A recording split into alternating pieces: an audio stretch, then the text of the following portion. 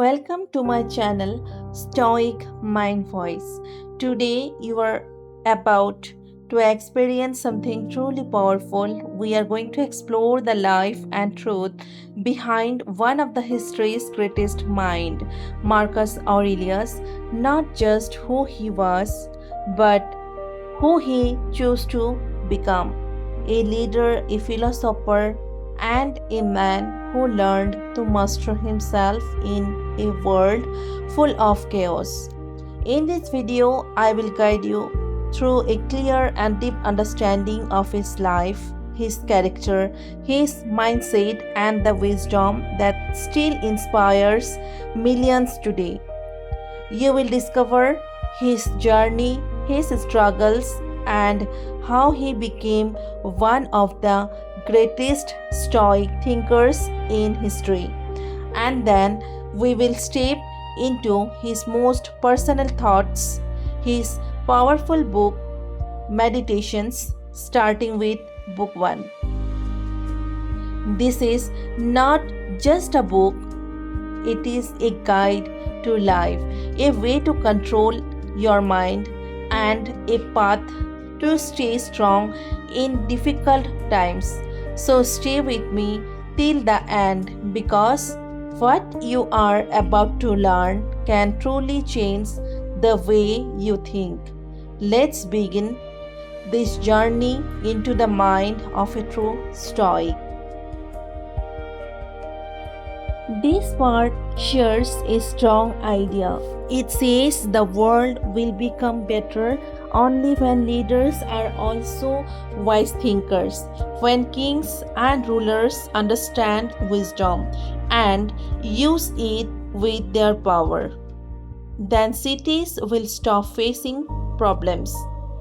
Only then people can live a better life and see a brighter future. The truth is simple.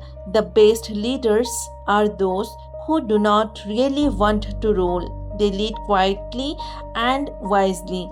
But the leaders who strongly want power are often the worst. A wise man named Plato explained this idea. He said a good ruler must also be a philosopher. A ruler should not love power too much. He should love wisdom more than control. In history, this rare idea became real in the life of Marcus Aurelius. He was both a king and a thinker. He did not enjoy luxury or show off life. He liked peace, learning, and quiet thinking. Even as a soldier, he loved peace more than war. He preferred a simple and calm life instead of a rich palace life. That is what made him special. That is why people still study his life today. We look at his life to understand how he lived on the outside, but even more, we read his personal thoughts to understand how he lived on the inside. His own thoughts show us how he was from the inside. Marcus Aurelius was the adopted son of Emperor Antoninus Pius, who died in 161 AD. His adoptive father raised him with great care. He gave him the best education. Marcus Aurelius learned poetry and speaking skills, which were very important at that time. But his favorite subject was philosophy. When he was only 11 years old, he started living like a philosopher. He wore simple clothes and followed a simple life. He felt most connected to Stoic philosophy, so he chose to follow Stoicism, which was a very strict way of thinking. This way of life taught people to ignore comfort and pleasure. It taught them to focus only on virtue and good character. This kind of life was very hard, especially for someone who was going to become an emperor. It did not look like a normal training for ruling a great empire. The Stoics believed they were citizens of the whole world, not just one place. They believed in a bigger and better idea than just loving one country. They also believed a wise person should take part in politics. But in real life, it was often difficult to do that. Marcus Aurelius did not have the freedom to choose his path.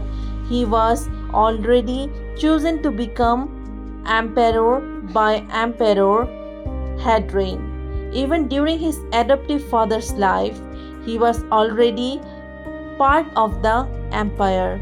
So he accepted his duty. He tried to live by the good values he had learned. In this way, he showed true respect to his Stoic teachers. His time as a ruler was not easy. It was full of problems and challenges. The Roman Empire, which had been growing for many years, had now become very large and powerful. The Roman Empire was ruled by leaders like Julius, Caesar, and Augustus. After Augustus died, the empire became very large. It spread from the Atlantic Ocean in the west to the mountains of Armenia and the deserts of Arabia in the east. In the south, the African deserts stopped the army from going further. In the north, natural borders helped protect the empire. These borders included the English Channel, the Rhine River, the Danube River, the Black Sea, and the Caucasus Mountains. Augustus saw that some wars had failed, so he advised future rulers not to expand the empire too much. He told them to protect what they already had.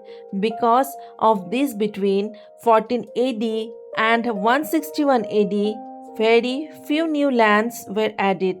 Only two main areas were added, Britain and Dacia, which was conquered by Emperor Trajan.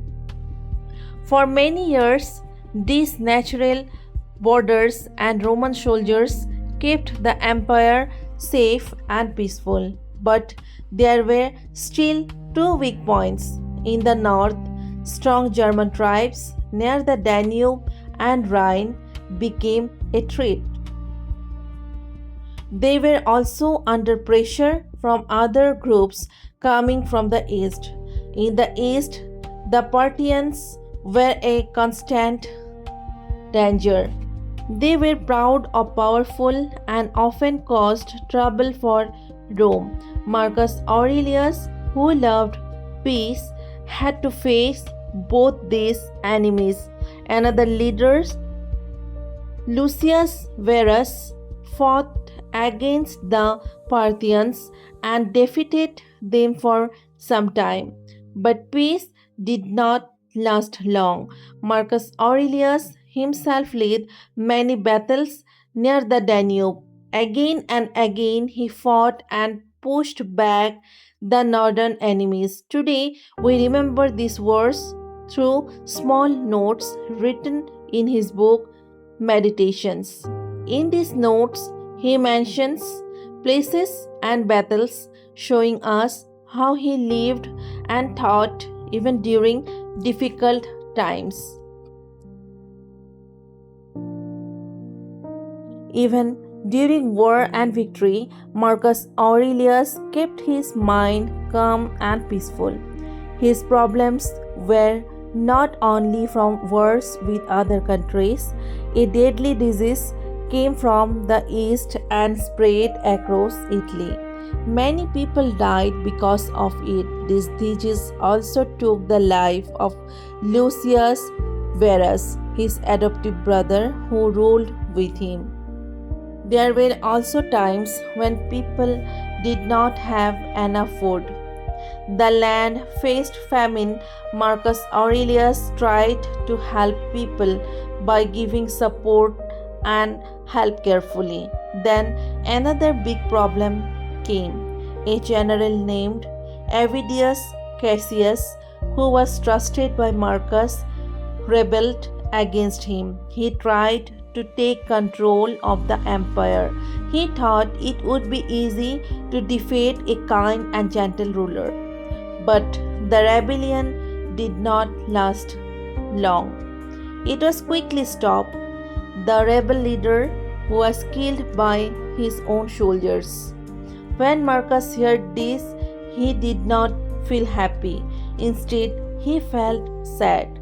He wished he had the chance to forgive him.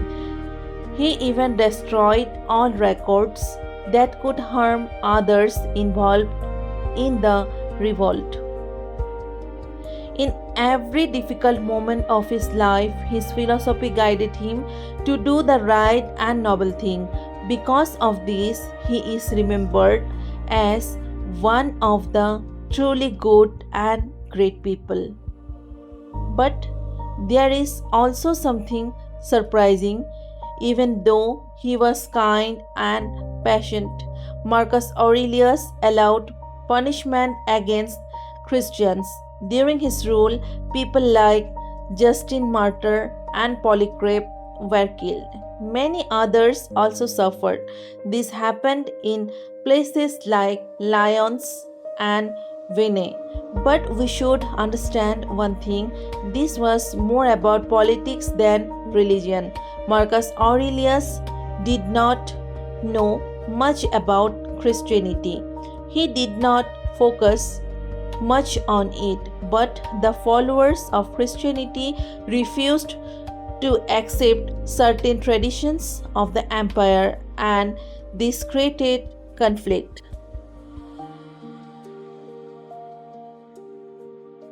In those times, Roman emperors were sometimes treated like gods, but some people did not accept this system. They went against the rules of the empire, and because of this, they were seen as guilty. People in Rome once truly believed in many gods, but over time, this belief became weak. The Senate even had the power to add new gods to the list. Because of this, the real belief became less important and only outer rituals remained. At the same time, the connection between the church and the state became stronger. The church could no longer stand alone. There were many types of philosophy in Rome. Most of them could still match with the old religious system. They treated gods and heroes as symbols, not real beings. In this way, they followed the outer traditions while thinking freely inside. But Christians were different. They strongly believed that idol worship was wrong. They did not stay silent. They did not just avoid worshipping Roman gods, they also spoke openly and asked others to do the same. They were not satisfied with just ignoring the statues. Sometimes they even showed disrespect towards these statues in public. Because of this, Romans started to dislike them. They became suspicious, and angry. They even made false allegations against Christians. Some people said they did terrible and immoral things, which was not true. This kind of misunderstanding is not new. Even today, people spread strange rumors about groups they do not understand. In the same way, Christians were misunderstood. Their secret meetings made people more suspicious. Because of this fear, they were treated badly and faced punishment. Because of the persecution, people felt sad and confused. We may feel sorry that Marcus Aurelius did not show full tolerance. He simply followed the law, but he did not give an example of complete acceptance. Still, many people respect him. Some call him the best of the non Christian emperors. At the same time, people feel that no Christian ruler could match his greatness. His life was full of wars and problems until the very end. In the year 177 AD, new wars called him to the north. He had a feeling that he might not return. His friends in Rome also felt the same. They said him to give them his final advice. Before leaving, he spoke to them for 3 days. He talked deeply about philosophy and life. This was the last time when he was seen in Rome. Later, after facing many struggles and stress, and after winning more battles, he died. He died in a place called Pannonia on March 17, 180 AD. People felt deep sadness when he died.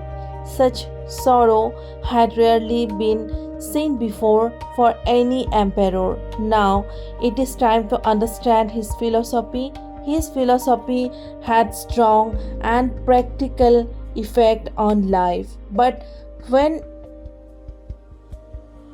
we look at its original teachings, it may not seem very easy to follow. The Stoic school of philosophy was started by Zeno of Citium in Athens around 290 BC. At that time, Greek philosophy had already grown through thinkers like Socrates, Plato, and Aristotle. After that, people started focusing more on practical and real world ideas. New thinkers looked back at earlier philosophers to build their own ideas. People wanted to understand the universe so they could build their own ideas. Old deep theories about reality were no longer interesting to them. Instead, people wanted simple rules for life. They wanted philosophy that could guide their actions and behavior. Even though new thinkers used science, they still looked back at old philosophers for ideas. At that time, two main schools of thoughts were important. One was Stoicism and the other was Epicureanism. Epicureans followed the ideas of atoms given by a thinker named Democritus. They believed everything in the universe is made of small particles. Stoics, on the other hand, followed a different idea. They believed the universe is always changing. This idea came from Heraclitus. He believed everything flows and nothing stays the same. According to this idea, before the world was formed, there was a basic fiery substance. This fire slowly changed into other elements, but even after changing, it always kept its fire nature. First, this fire turned into vapor, then it became water. From these, four main elements were formed. These are water, earth, air, and fire. Fire is different from the original eternal fire. Fire and air are active, water and earth are passive. The world slowly took its shape. Earth came to the center because of its weight. Water gathered around the earth. Above that, there was air. Fire and the original ether surrounded everything. They moved around the other elements in a circular motion. The stars are made of fire. They are placed in the ether. They are fed by vapors coming from the earth. Some believed that stars are living beings. Because they are made of living fire, they were seen as small visible gods. Marcus Aurelius also said the sun and the stars have their own purpose and duty. The Stoic thinkers believed that the world is perfect. They said it must have been created by a wise and intelligent power. Because of this, they believed that reason is present everywhere in the world. They also believed this power is aware and has a personal nature. They asked a simple question: if this power created humans and humans can think and understand, then how can the Creator be less than humans? But there is also a different idea. The Stoics did not see God as a person like us. They believed God is a kind of living fire or energy that exists everywhere. This energy is inside everything. It is like the soul of the universe. It keeps everything together and follows one natural law. In one way, this power is like a moving force of fire. In another way, it is like a wise ruler of the universe, similar to Zeus. Both these ideas can be seen in the thinking of Marcus Aurelius. Both he focused more on simple and practical teaching. He taught people to live a good and honest life. He did not focus much on deep and complex theories. When he spoke about God, his words made people feel that God is all powerful and knows everything. The Stoics believed that everything comes from matter and this living energy. They believed matter always existed and cannot be destroyed, but they also believed that slowly everything will end at a certain time. Everything will be destroyed by fire. Then everything will return back to God. After that, a new world will begin again. The cycle will repeat. The world will start fresh once more. The Stoics believed this new world will be very similar to the old one. They didn't accept a completely different or better world. They believed history repeats again. In every new cycle, great people will be born again.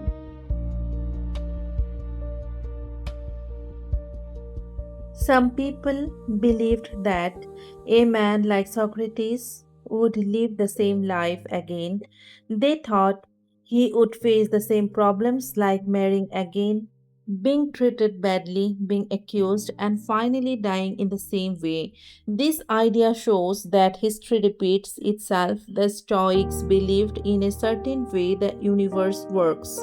But later teachers did not focus too much on these ideas. They only cared about one thing: the connection between humans, God, and other people. They believed the soul is not separate. It is like a physical energy that spreads through the body. It holds the body together. They saw it as a guiding force inside us. They believed this soul is a small part of divine and eternal energy. This thinking power inside us connects us to God and to the whole universe. Every human has a small part of the universal region. Because of this, all humans are connected. This connection is not by body but by mind and reason. Marcus Aurelius said something similar. Even if our bodies are different, our minds are closely connected. Then comes an important question. Do Stoics believe in life after death? The answer is not very clear. They did not strongly deny it like other thinkers. They believed that the soul will not stay separate forever. In the end, it will return to the universal soul. Some believed this happens quickly after death, others believed it happens later. But all agreed on one thing: the soul comes from God and returns back to God. This connection with God is the most important part of Stoic thinking. Because of this, a good life means living in harmony with God, and for Stoics, God and reason are the same. Living with reason is the best way to live. This kind of life matches the true nature of the soul, and this life should also be full of virtue. Because of this, virtue is the highest good. True happiness comes from virtue. This is the main idea of the Stoics. They believed virtue alone is enough. A good person does not need outside help.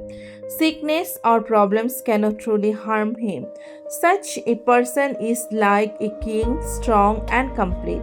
Other things in life that are not moral are neither good nor bad. They are just neutral things. Before this, no philosophy had made such a strong claim. Aristotle believed that people need some outside support to live a good life, but the Stoics did not agree with this. They believed only virtue matters. According to them, even if a person is poor, sick, or loses everything, he can still be happy if he has virtue. They believed virtue is one whole thing. You either have it or you do not. There is no middle ground, but in real life, this idea is fully true. People are not only good or only bad. Most people have both good and bad inside them. Many people want to do the right thing, but sometimes they fail because they are weak, but not because they are bad. The Stoics believed only a few people are truly wise.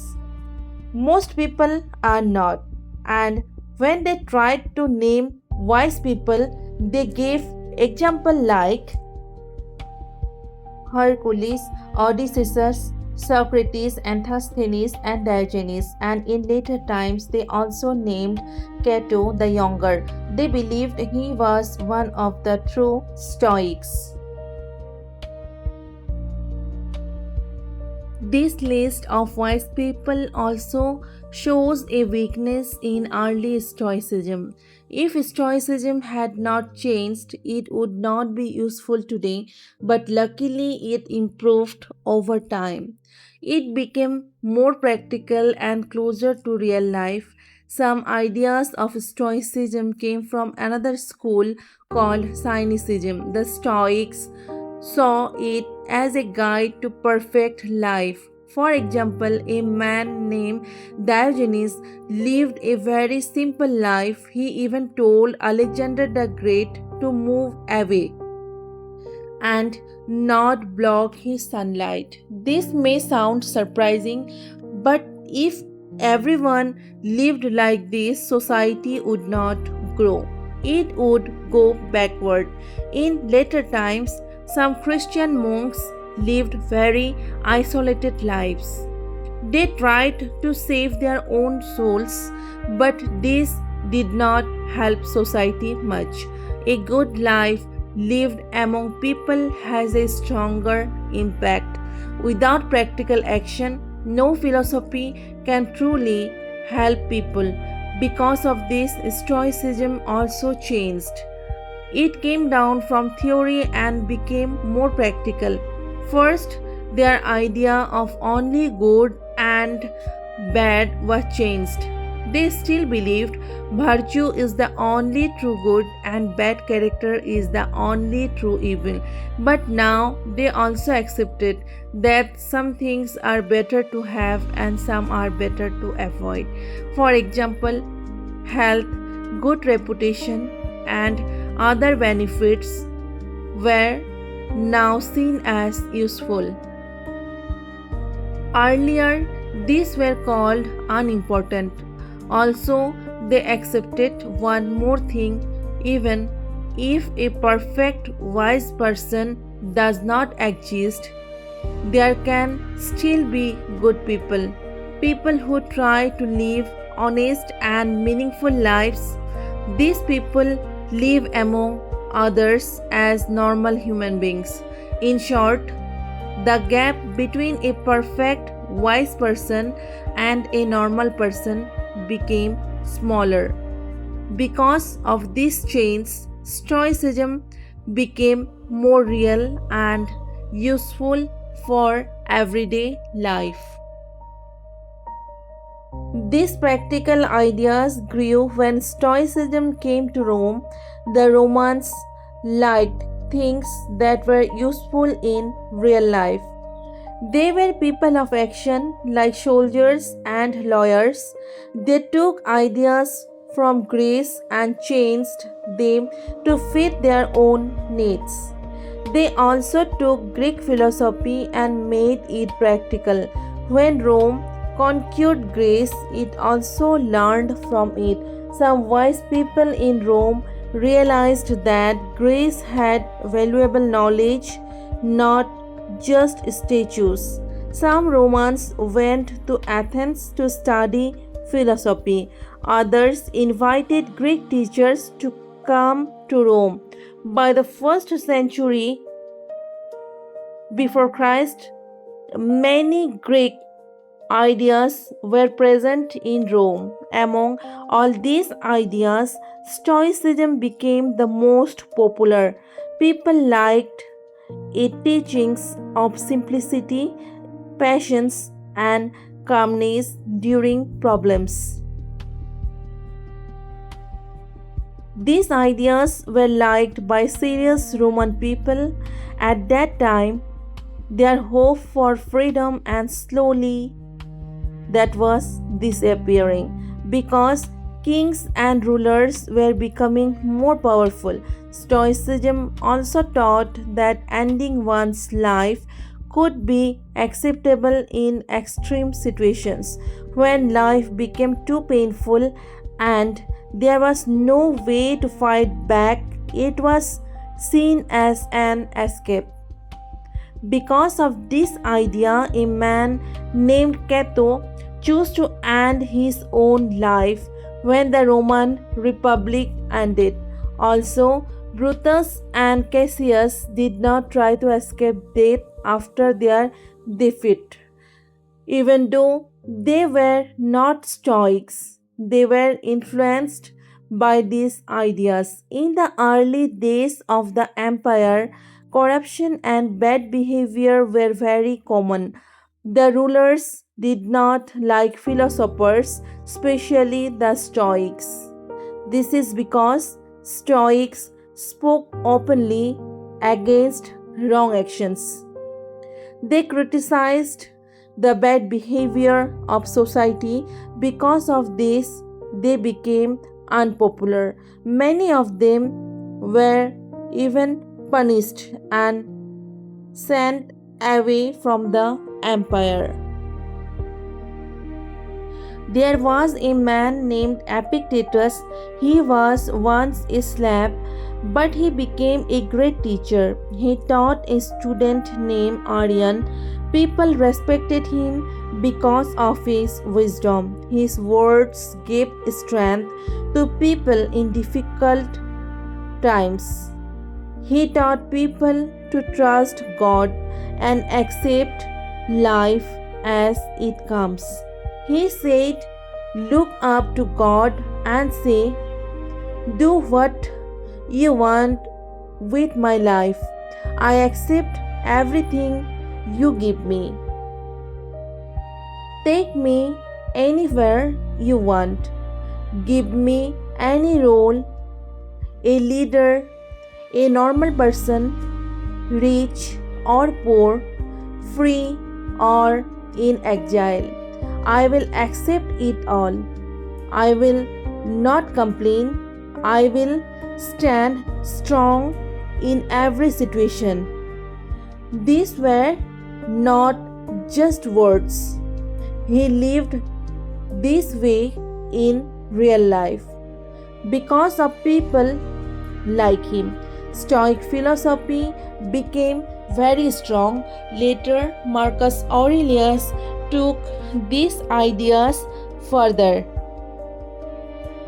He made them more human and easier to follow. Through this book, Meditations, he shared these ideas with the world. This book is special. It was not written for others to read. It was his personal notebook. He wrote his own thoughts, sometimes without order.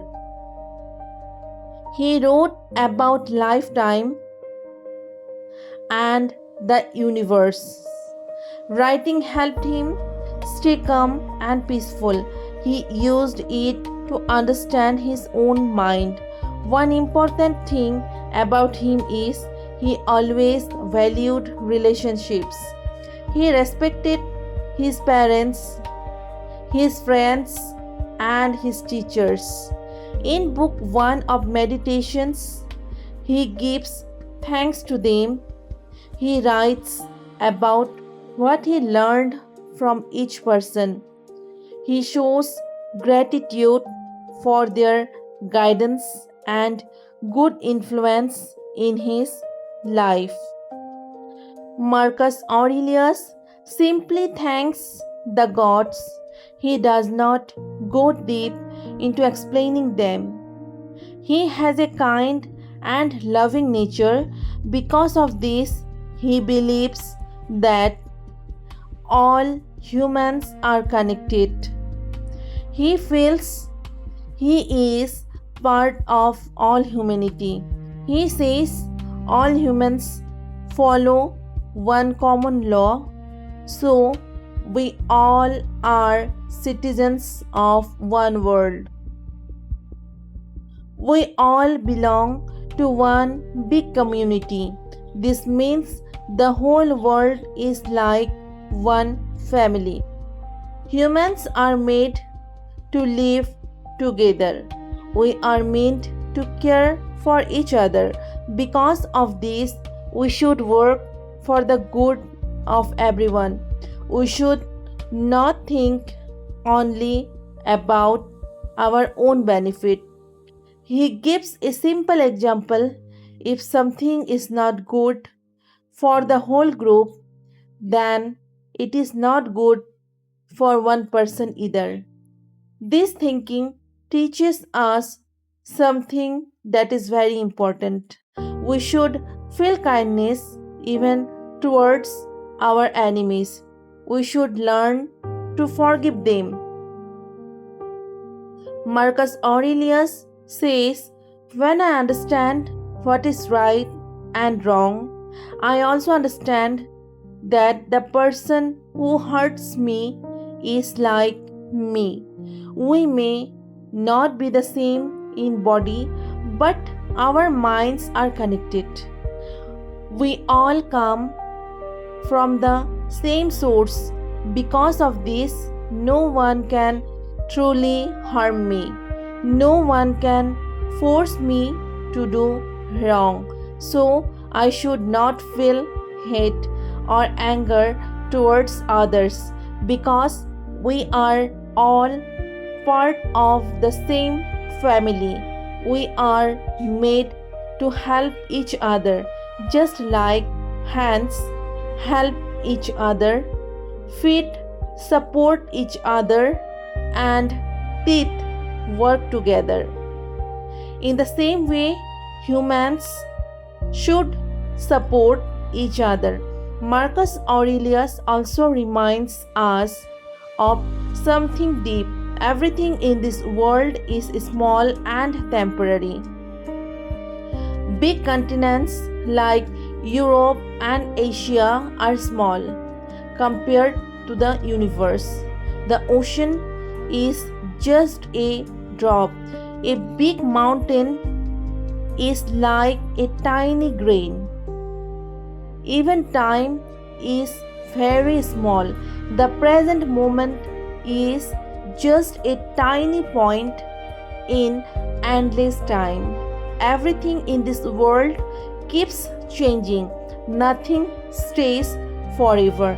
Because of this, we should understand that our life is temporary and we should learn to accept change. We should understand one thing: the universe itself does not harm us. When one thing ends, another thing begins. Death of one thing is the birth of another. Nature works like soft wax, it keeps changing shape.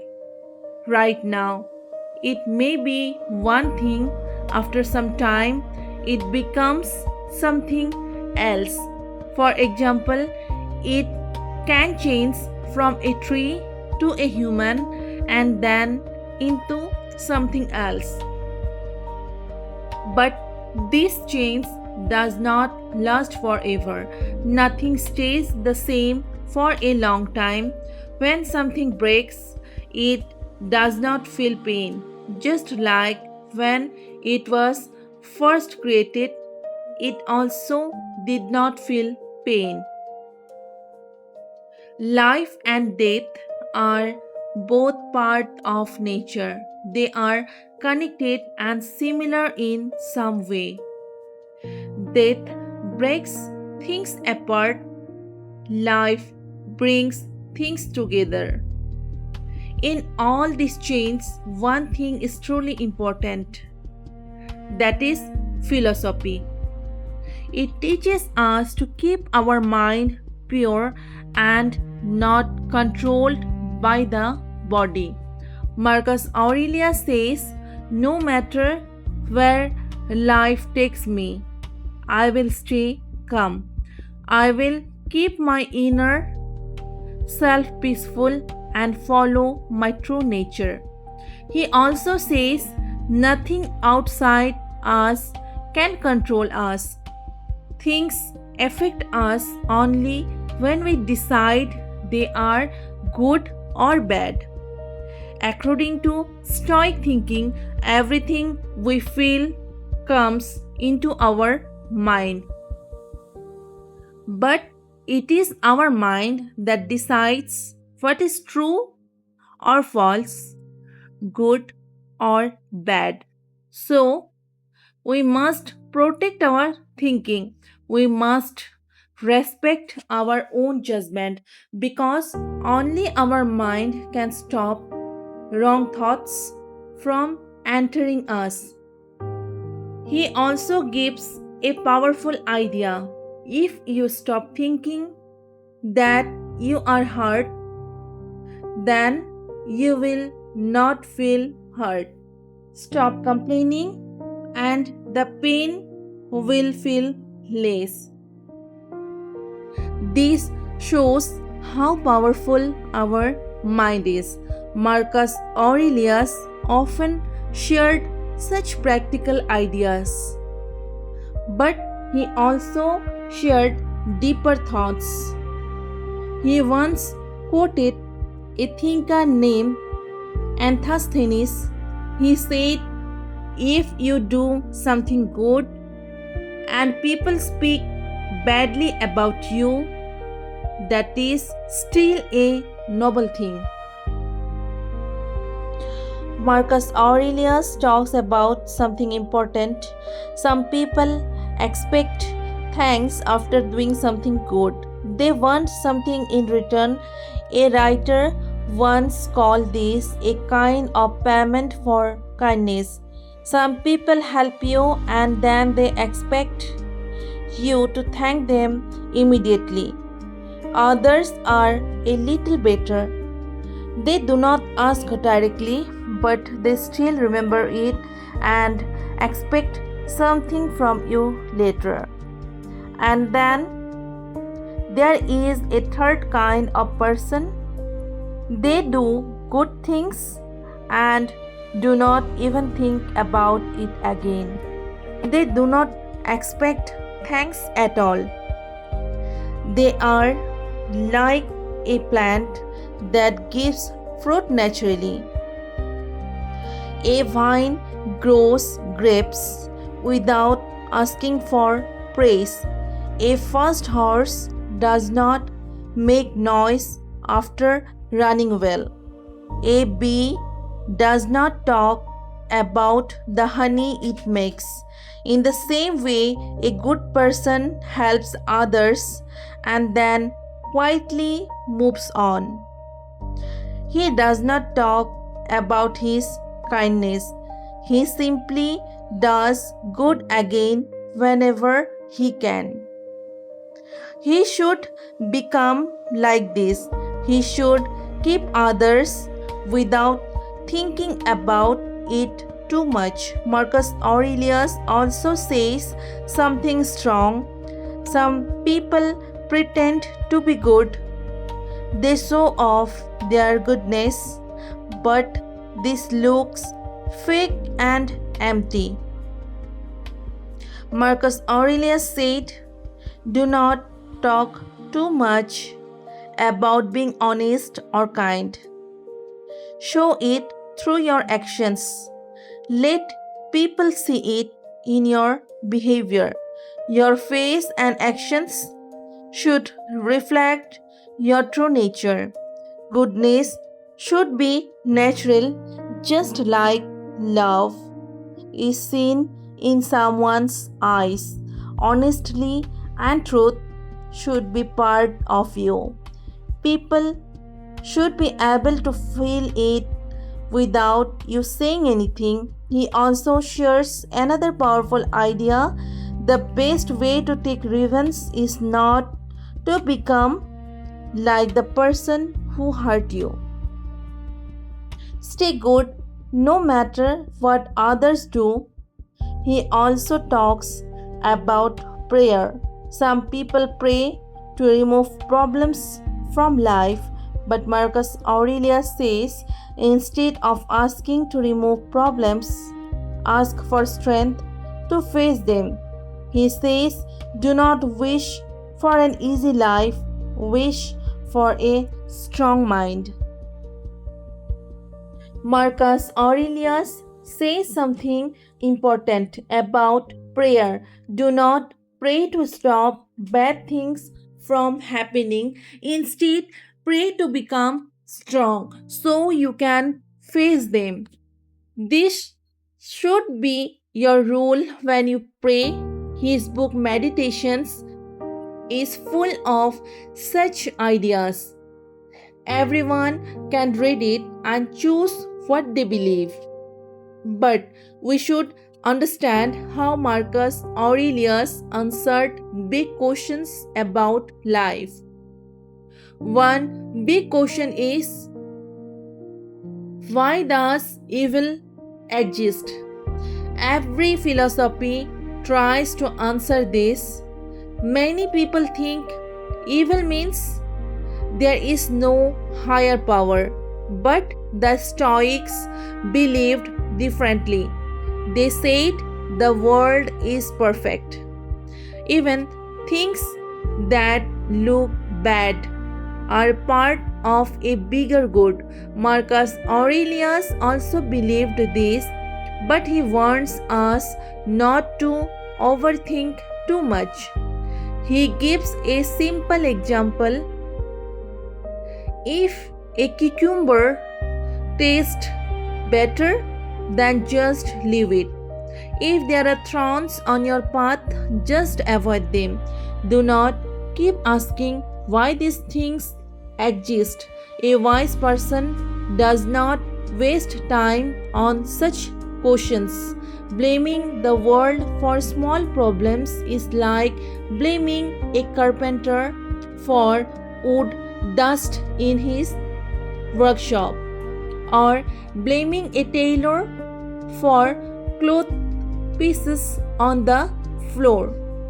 Another wise man, Epictetus, also said something similar.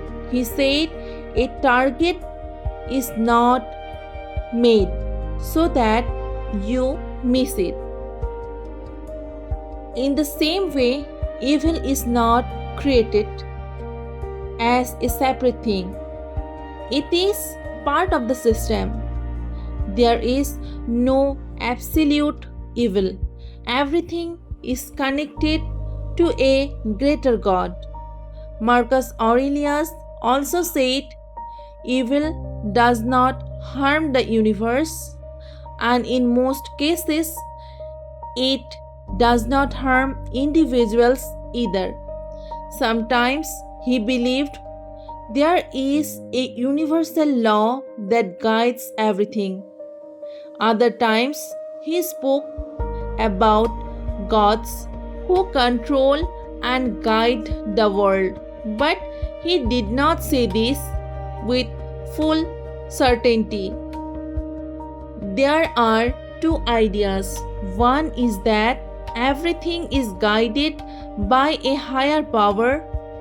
The other is that everything happens by chance. Marcus Aurelius leans towards the first idea. He believes there is some higher order in the universe. Marcus Aurelius says something important about life. He says a person can feel peaceful no matter what happens. He does not speak clearly about life after death. He believes the soul is part of a higher power, so it cannot be destroyed. But he does not focus much on what happens after death. For him, this present life is what truly matters. He says, even if you were meant to live for thousands of years, remember one thing: you only live in this present moment. You cannot lose any other life except the one you are living right now. So focus on the present. Marcus Aurelius teaches us a strong lesson. He does not say, enjoy today because you will die tomorrow.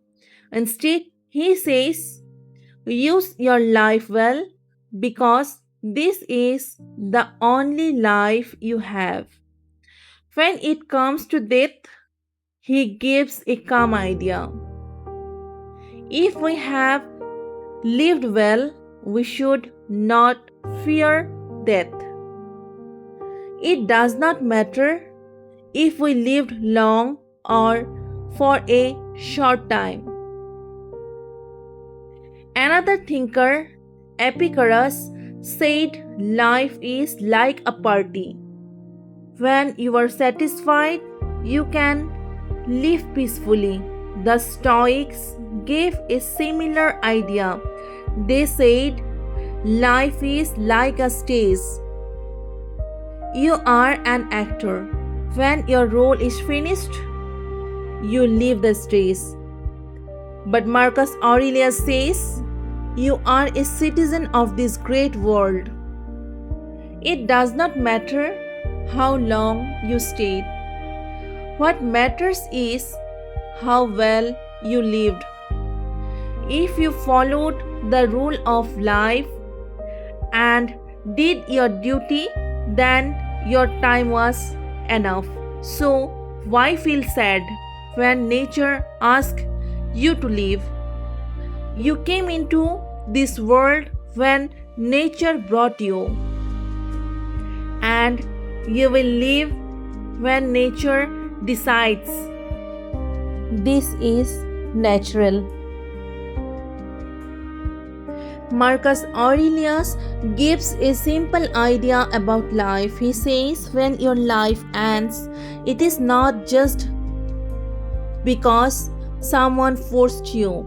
It is not like a punishment from bad ruler. Life is like a stage. You are like an actor. When your role is finished, you leave the stage. You may think you lived only a short time, but Marcus Aurelius says that is enough. In life, even a few moments can complete your role. The one who gave you life also decides when it should end. You are not in control of when you come or when you go. So, when your time comes, live peacefully. Be satisfied because the one who sent you here is also satisfied. Many people from different times have admired Marcus Aurelius. People from different beliefs have respected him. A man named Francis Barberini spent years translating his work. He wanted more people to learn from his ideas. He admired the wisdom of Marcus Aurelius. Another thinker, Montesquieu, said something beautiful. He said, when we read about Marcus Aurelius, we feel something deep inside. We feel respect and kindness. It makes us think better about ourselves and about others. Another writer, Matthew Arnold, also explained his greatness. He said, the ideas of Marcus Aurelius are simple and very much clear. They are not limited to one place or time. His teachings do not create confusion. They are very easy to understand. They focus on good behavior and right actions. He teaches what is naturally right, and his reasons are easy for everyone to accept. The idea of Marcus Aurelius are easy to accept with clear thinking. Because of this, he became a guide and a source of comfort for many people, especially for those who think deeply, live honestly, and try to become better. Even if they do not have all the answers, his words still help them.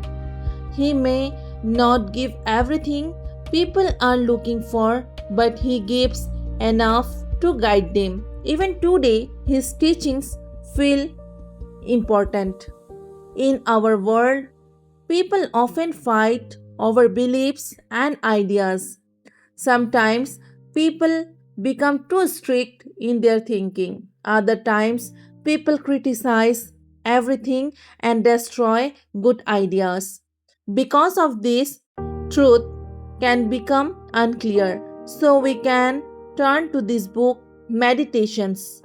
Some people call it a universal guide for life.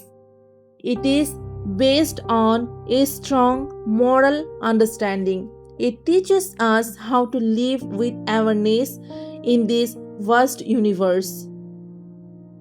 These ideas are not limited to one country or one time. No change in the world can make them useless. The book Meditations became popular through translations. One famous translation was done by George Long. It stayed very close to the original meaning, but some people feel it is a little less powerful in style. Another translation by Jeremy Collier was more lively and expensive. Scholars respect Long's translation for its accuracy, but Collier's version also has its own value. A writer named Matthew Arnold shared an interesting view. He said Collier saw Marcus Aurelius as a living teacher, not just an old writer. His style feels warm and full of emotions. Some people say that Mr. Long's translation is clear, but it does not have strong emotion or flow. Mr. Long also criticized Jeremy Collier's translation. He said it sounded rough and not refined, but Matthew Arnold did not fully agree.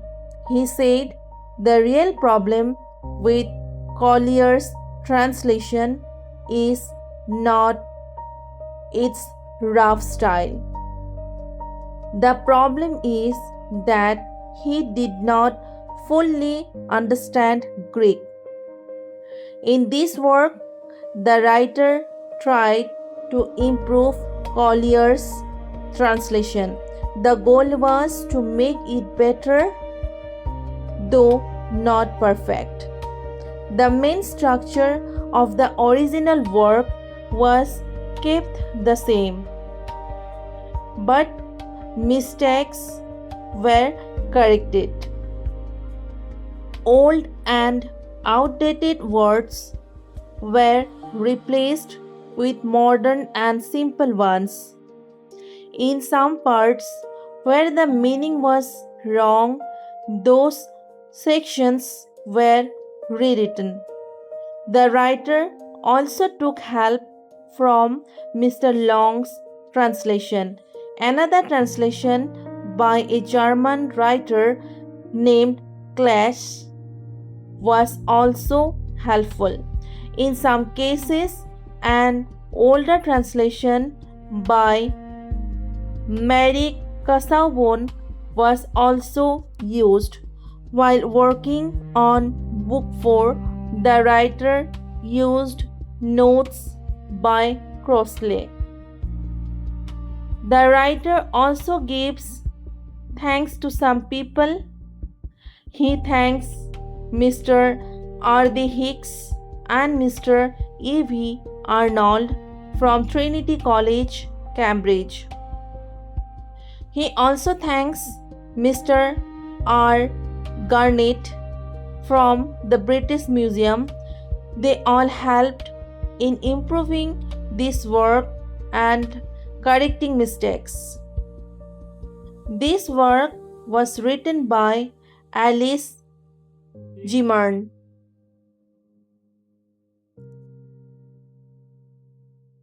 The Emperor Marcus Aurelius Antoninus, his meditations or discourses with himself, his personal thoughts, his talks with himself, Book 1.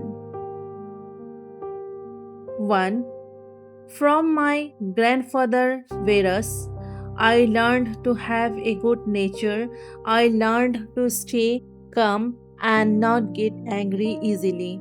From remembering my father, I learned to be simple and strong in character. From my mother, I learned to respect God. I learned to be kind and generous.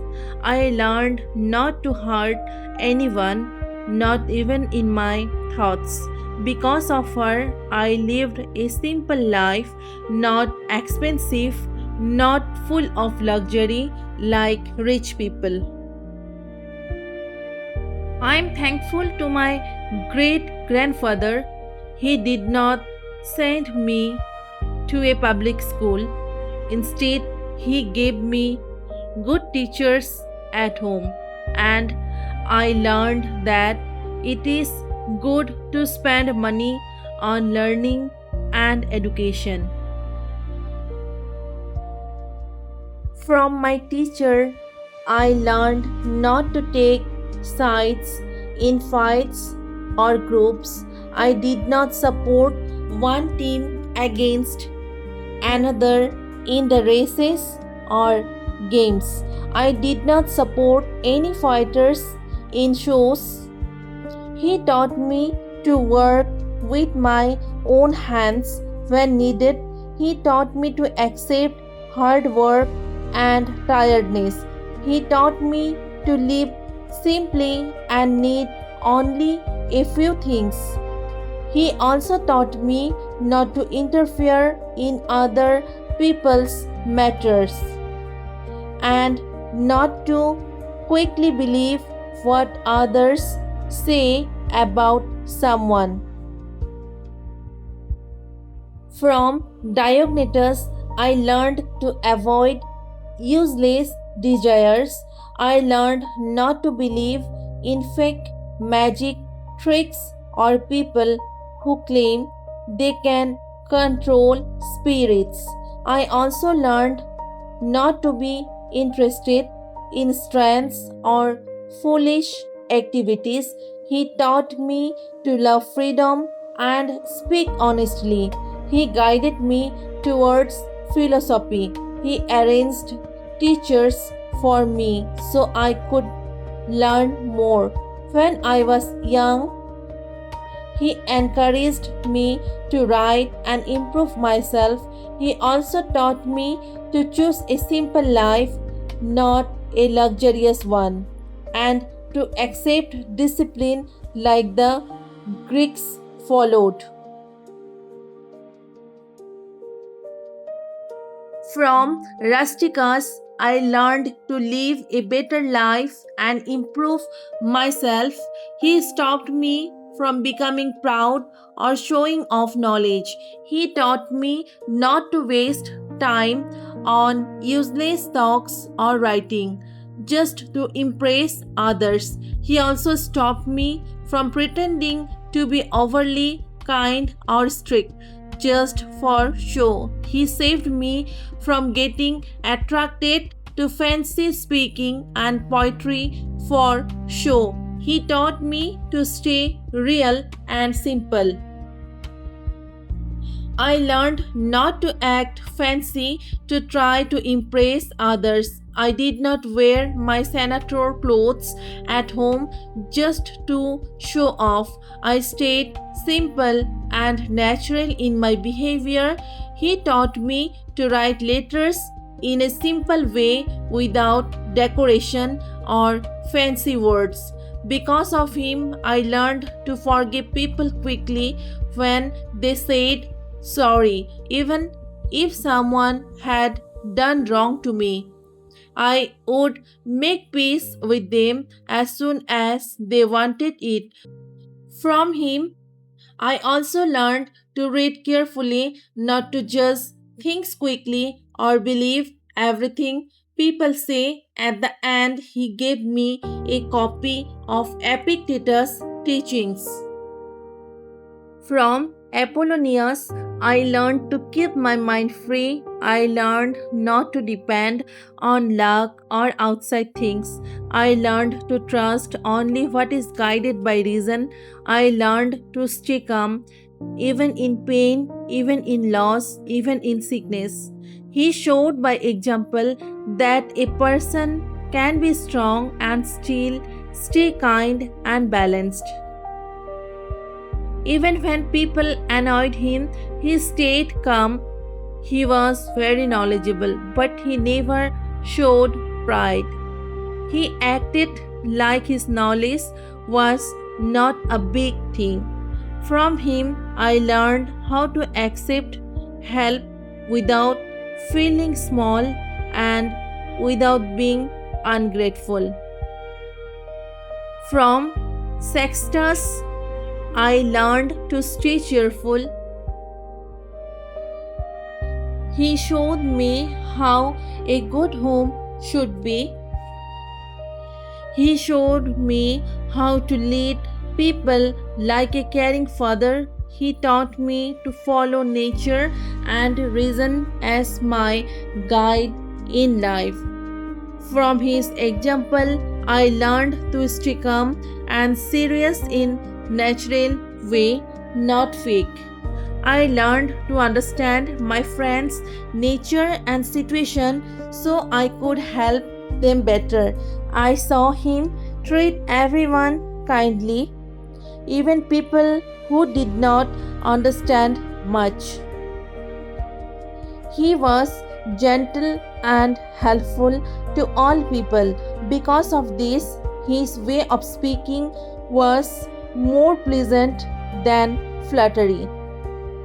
At the same time, people respected him greatly.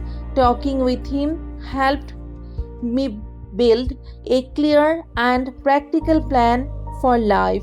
He showed me how to stay calm always, not show anger, and not let negative thoughts control me. At the same time, he was kind and soft hearted. He also showed that a person can be good without showing off, and a person can be very knowledgeable without pride. From Alexander the grammarian, I learned not to criticize people for small mistakes in words or pronunciation. Instead, I learned to correct them in a polite and helpful way by speaking correctly myself. From Fronto, I learned that jealousy, cheating, and hiding the truth are the signs of bad rulers. He also showed that many rich or high status people do not always have kindness like a father. From Alexander the Platonist, I learned not to speak or write things without a real need. I learned not to say in letters that I am too busy when I am not, and I should not use work as an excuse to avoid helping people around me. From Catullus, I learned not to ignore a friend when he corrects me, even if he is wrong. Instead, I should try to calm him down and make him feel better. I also learned to always speak well about my teachers and to always love my children deeply. From Severus, I learned to love my family. I learned to care about justice and truth. He taught me about great men like Cato, Brutus, Thracia, Helvidius, and Dio. From him, I understood the idea of a fair society where everyone has equal rights and equal freedom to speak. Also, a system where the ruler respects the freedom of the people. From him, I also learned do not follow sudden ideas or quick excitement. Stay steady and keep growing. Be kind and helpful. Always think the best about your friends. Do not doubt their love. Be clear about what you like and dislike. Do not confuse your friends by hiding your thoughts.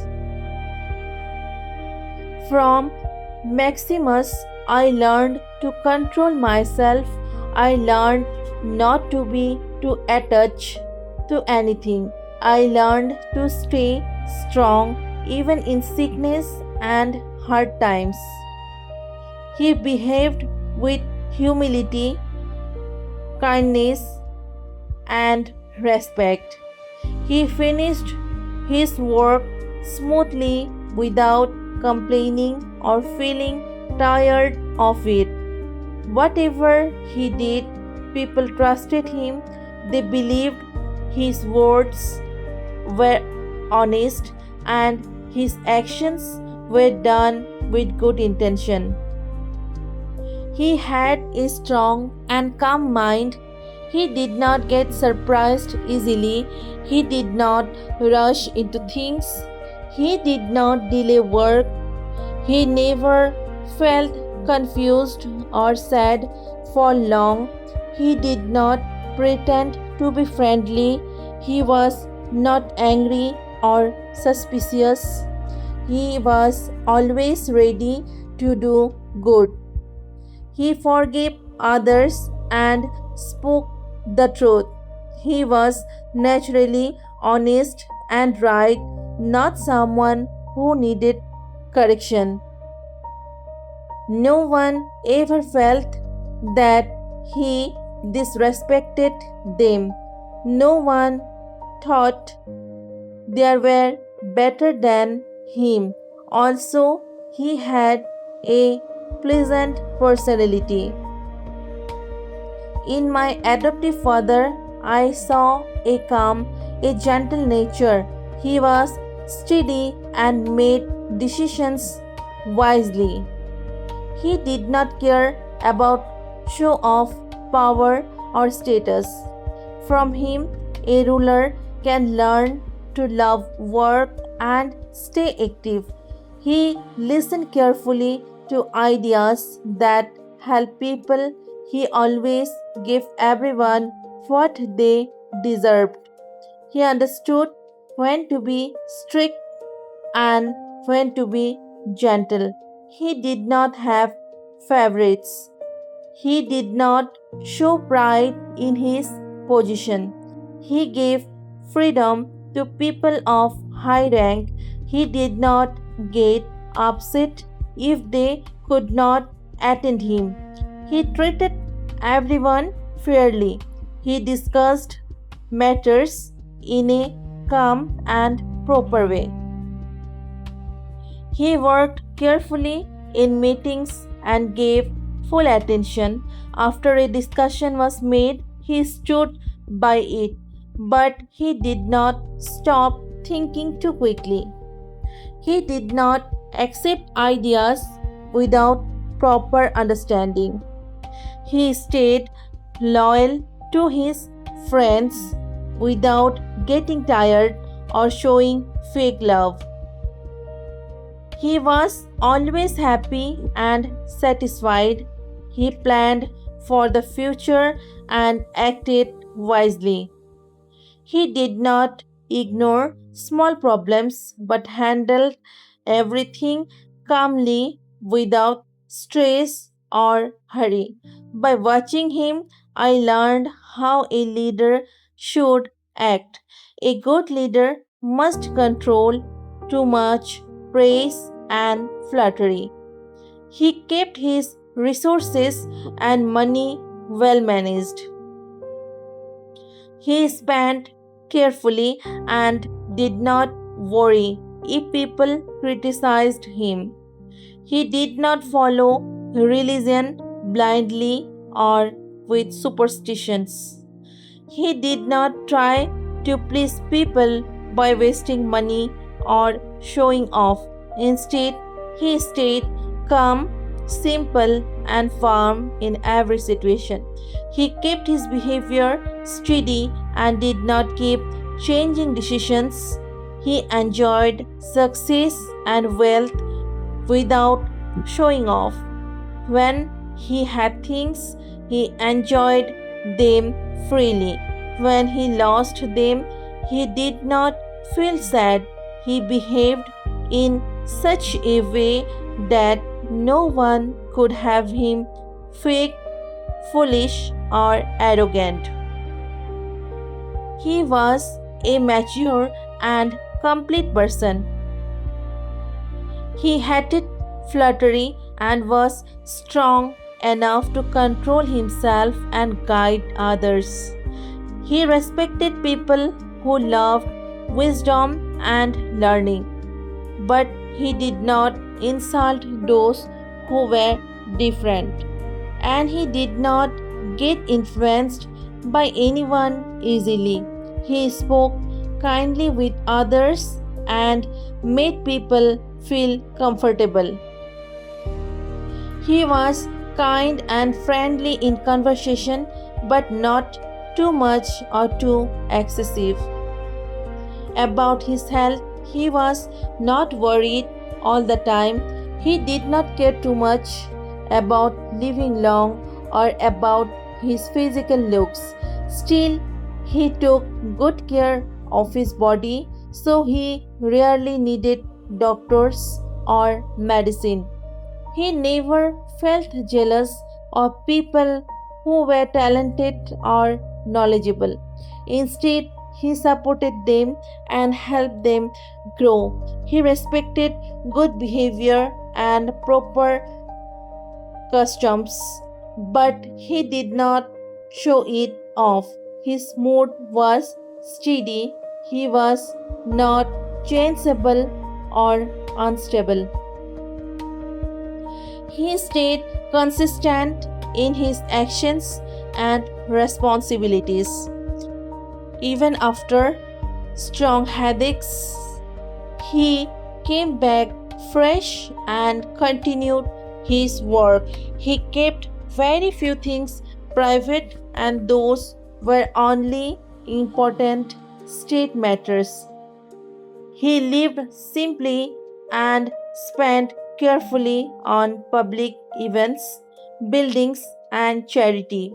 He cared about doing the right thing than about being popular. He did not follow strange habits like bathing at odd times. He did not chase luxury, fancy food, or stylish clothes. He did not care about appearance or fashion. His clothes were simple. At his home by the sea, he wore a basic cloak. At another place, he mostly wore a simple tunic. Sometimes he did not even wear a cloak and gave excuses for it. Overall, he was never rude, improper, or overly excited. He was calm and balanced. He never looked like someone who struggled or suffered while doing his work. Everything was done calmly and without pressure, but still the work was organized, clear, and well managed. In general, he was like Socrates. He had strong control over himself. He could live with comfort or without comfort. Most people feel uncomfortable without such things or become too attached to them. But he stayed balanced in both situations to stay strong in hard times and simple in easy times. Shows a great soul and strong character. He showed this strength during the illness of Maximus. I thank the gods that my grandfathers, parents, sister, teachers, family, friends, and servants were all good people. Because of this, I never behaved badly with any of them. Even though I had a nature that could have led me to act wrongly, I never got the chance to show those weaknesses. This also happened because of the kindness of the gods. Because of them, my childhood was not controlled by my grandfather's mistress. I also kept my youth pure and disciplined. I lived under my father, the emperor, who trained me well. He helped me remove pride and ego from my mind. He showed me that it is possible to live in a palace without showing power of luxury, without guards, without fancy clothes, without torches or statues, and without any show of royal status. He taught me that a king can live simply like a normal person with humility and dignity. Still, when needed, he acted with full strength and great dignity. I am thankful to the gods that I had a brother who was kind and loving. His behavior made me happy and helped me become better. I am also thankful that my children were not foolish or weak in body. I am glad that I did not go too far in things like speech, poetry, or other entertainments. Because if I had become too good in them, I might have wasted my time there without being asked.